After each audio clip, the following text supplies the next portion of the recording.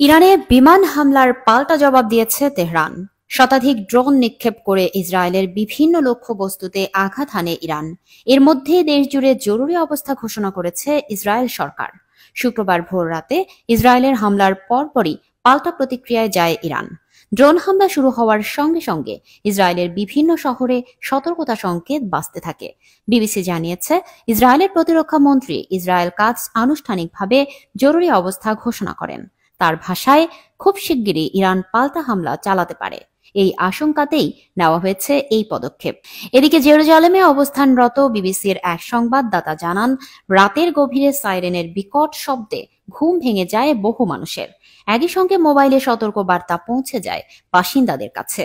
অন্যদিকে সিএনএন জানায়, হামলার পর ইসরায়েল সরকার নাগরিকদের নিরাপদ আশ্রয়ে যাওয়ার নির্দেশ দেয়। বলা হয়, ব্যাংকার সুরক্ষিত কক্ষ বা অন্তত ভবনের সিঁড়িঘরে অবস্থান নিতে। বলা হয় বাংকার সুরক্ষিত কক্ষ বা অন্তত ভবনের সিঁড়িঘরে অবস্থান নিতে। ইসরায়েলের হোম ফ্রন্ট কমান্ডের প্রধান মেজর জেনারেল রাফি মিলো এক বিবৃতিতে বলেন, এই সময়টি ভিন্ন রকম।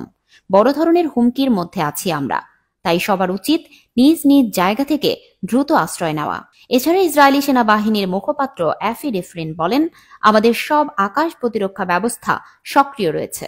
আমরা কঠিন সময় পার করছি এবং এটি মোকাবিলায় ধৈর্য ও সাহস জরুরি। তবে ইরানি ড্রোনগুলো কোথায় আঘাত হেনেছে তা এখনো স্পষ্টভাবে জানায়নি ইসরায়েল।